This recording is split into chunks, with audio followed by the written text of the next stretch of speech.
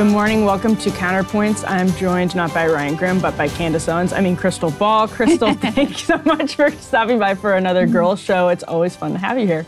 We should just invite Candace in too. Make it even more fun. Right. Yeah, while we're doing the girl thing, we could just, we could all three of us. Lots Crystal, to get into this morning. I was going to say, this show is packed because we're in primary election season. Actually, we have a lot to talk about just from Virginia in the primary election season. Things are getting a little bit wild down in Virginia, but we're going to be starting with updates from Israel. Then we will be moving on to break down some of the election results last night. Some of them are actually still real nail biters. We're talking about hundreds of votes separating people, including the chairman of the Freedom Caucus. We're then going to discuss James Carville's, I think, maybe prescient prediction about the debates next week. Crystal, coming up really quickly, crazy new video of an Air Canada Boeing jet catching on fire. Boeing CEO was testifying before the Senate yesterday, and Glenn Greenwald will be here to discuss the insane Reuters story that found an incredible Pentagon operation basically to undermine vaccines during COVID, undermine trust and faith in vaccines in the Chinese vaccine, we should say. So Glenn is going to be here to talk to us about all of that. As a reminder, breakingpoints.com to subscribe premium. You get all of Counterpoints. You get it in your inbox early, as opposed to the few segments that end up on YouTube. You get it all right there, and it goes straight to you. So on that note, Crystal, crazy updates from Netanyahu world yesterday. Video probably a lot of people have seen, but if they haven't, we should start with that. Yeah, indeed. So many more difficult conversations happening behind the scenes because the Biden administration reportedly very, very angry about this video that Bibi Netanyahu put out. I'll show you the video in just a moment, but let's actually start with the Axios report about the fallout from this video. This is Barak Ravid, who is actually, he writes for Axios. He's also an Israeli journalist, and he always gets these they're very upset, they're having tough conversations, quote unquote, scoops. So the latest scoop is the White House is canceling a meeting and scolding Netanyahu in protest over this video that he put out. Apparently, some Israeli officials were on their way to Washington for talks about what's going on with Iran. Those meetings were canceled. We also had a White House aide who was in Israel effectively at the time when this Bibi video was put out. And that's the individual who supposedly had the, tough conversations behind the scenes. Effectively, what happened is Bibi put out this video in spite of all that, Biden has done basically everything Bibi Netanyahu has wanted him to do. The bear hug, the support has been quite fulsome this entire time over the criticism of many in his own party.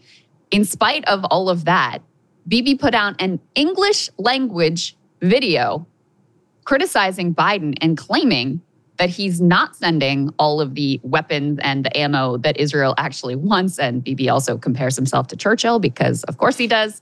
Let's take a listen to that video. When Secretary Blinken was recently here in Israel, we had a candid conversation. I said I deeply appreciated the support the U.S. has given Israel from the beginning of the war. But I also said something else.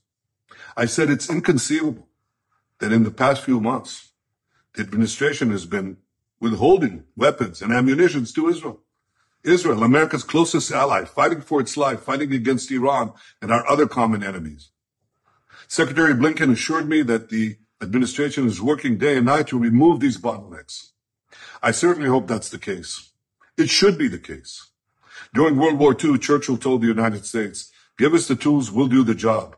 And I say, give us the tools and we'll finish the job a lot faster.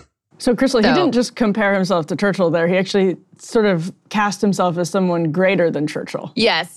Churchill 2.0, the new and improved Churchill. That's Bibi Netanyahu. Amazing stuff there. The administration was really left kind of shocked, apparently, because the truth of the matter is they have given Israel everything that Israel has wanted at the time and place that Israel has wanted it, with the exception of this one shipment of 502,000-pound bombs. And we could put this up on the screen. We have Tony Blinken's official response to Netanyahu. He says, we continue to review one shipment that President Biden talked about regarding 2,000-pound bombs because of our concern about their use in densely populated areas like Rafah.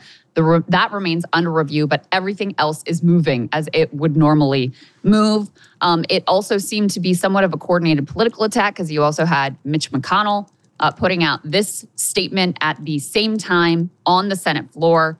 He said that Israel needs the weapons the president has withheld. It needs the time and space to finish the job. We can put this up on the screen, guys. This should be A3. It needs the freedom to operate on its own timetable based on tactical reality in the Middle East, not on the political winds in Washington. Another U.S. official anonymously said, no idea what he's talking about. Only one shipment of the unguided 500, 2,000-pound bombs was paused. So, there's a lot of political background here, Emily. I mean, first of all, Democrats and Republicans just came together to invite this dude to come speak to Congress. A lot of Democrats very upset about that, planning to boycott or perhaps even, give some counter protest of some sort to Bibi coming. Biden has been nothing but supportive of Israel's assault on Gaza, even the purported red line of invasion of Rafah. I mean, Israel's in Rafah. They have been for quite some time. It has not led to any actual consequences. And you also know and have known for a long time that ultimately Bibi would rather have Trump in office, who's not even going to do any of the hand-wringing, virtue signaling stuff. So just on a ethical, moral, and political level, once again showing the foolishness of the Biden administration. Yeah, and the invitation to Netanyahu was originally extended as kind of a diplomatic chess piece. It was at a moment when the United States and a lot of Democrats in particular were not feeling confident that what they were saying about Rafah and what they were saying about Israel's prosecution of the war was being taken very seriously. And so they thought, well, we can extend an invitation for Netanyahu to address Congress. And it's become a complete disaster for them because I don't know, Krystal, that it's actually going to happen. At this point, I think it's just not going to happen because I don't know how they're going to make it happen in a way that's not disastrous for basically their support for the war period, because it's going to be such a harsh reception for Netanyahu from so many House Democrats that it will look so bad. I mean, I don't know. That's my prediction. Look bad for who, though? Because I don't think Bibi cares. To voters. To voters. I mean, the ship has sailed in a lot of ways, though, because they already extended the invitation. I think there's a date on the books. So maybe there's some way to back out of that. But it doesn't look like this White House is willing to, take a strong stand on much of anything. So I think they'll probably let him come and do his thing. He sees it as beneficial to him domestically in Israel. His polls seem to go up when he's seen putting out these videos, putting the U.S. in our place and, standing up for Israel, et cetera, et cetera.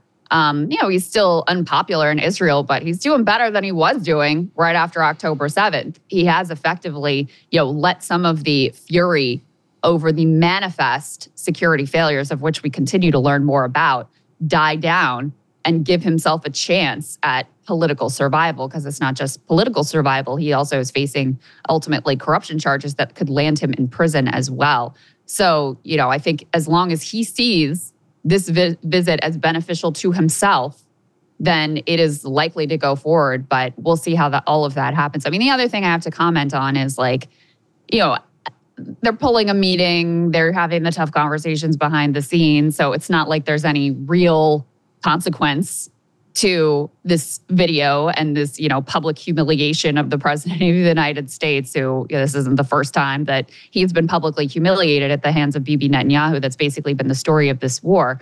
But it also does seem like they're actually more perturbed and upset over this video than they are over the complete flouting of any of the supposed red lines that have been laid out by the U.S. previously. I mean, we've been saying for months and months there needs to be more humanitarian aid moving. There's not.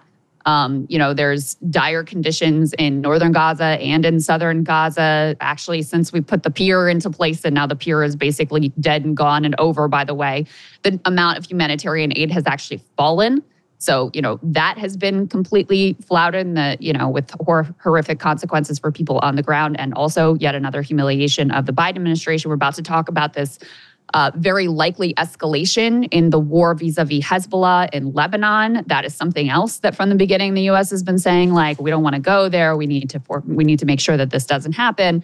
Well, guess what? It looks like it's going to happen. And then the most clear-cut example is Rafah. The president made a point of saying, we will reevaluate if there is a major invasion of Rafah. Well, there has been. It's been ongoing for weeks and weeks now, and we've never heard anything more about it.